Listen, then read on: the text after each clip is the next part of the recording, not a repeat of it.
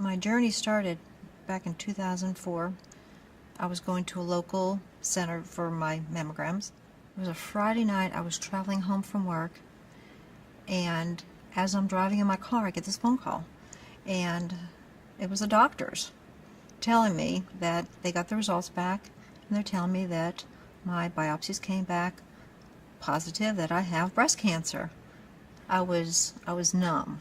I was numb because I just could not believe this. I'm 48, and I've always thought that I was healthy. I always thought I ate well, and I was just totally devastated. I started researching, doctors and what treatments were out there, and I found a local doctor to remove the tumor. And that doctor referred me to an oncologist, and that doctor referred me to a radiologist. And when I went to that radiologist and oncologist, they were so impersonal, and that's when I realized, oh my gosh, I cannot do my treatments here. After I made that decision, that I knew I did not want to use my local doctors because of the decisions that they were making, I went to CTCA, to Cancer Treatment Centers of America. And with my research, that's when I realized that I knew that they're going to treat me as a person. When I made that phone call for my consultation, they took care of everything. They gathered my mammograms and x-rays and everything that they did here in Savannah, and sent all that to Cancer Treatment Centers of America. So behind the scenes, they did it all. I didn't have to do anything. My oncologist, when we sat down and we talked, they gave me options, which was wonderful. They didn't just immediately say, we got to use chemo and radiation, and that was it. We sat down and we put a plan together for me. They introduced me to a dietitian.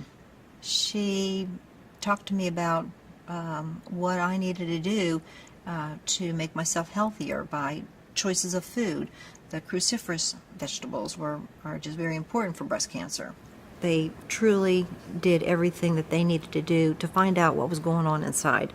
And when they realized that my blood count was so low, they knew that my immune system was being jeopardized by something, and it was the bacteria that was actually in my body. That's when they said, okay, we're going to put you in postmenopausal. We're going to make sure that we take all the hormones, as much hormones away from your body as they possibly can. So they removed the ovaries to put me in postmenopausal, and there were 2 after-drug pills that were my options, tamoxifen or Arimidex. The tamoxifen, again, I did my research.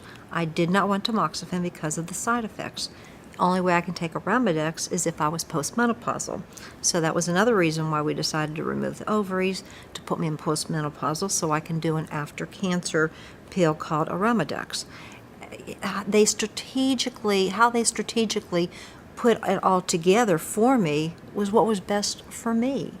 And I'm just so thankful that they did their due diligent research and didn't just make quick judgment calls to say, just because you have breast cancer, this is what we have to do.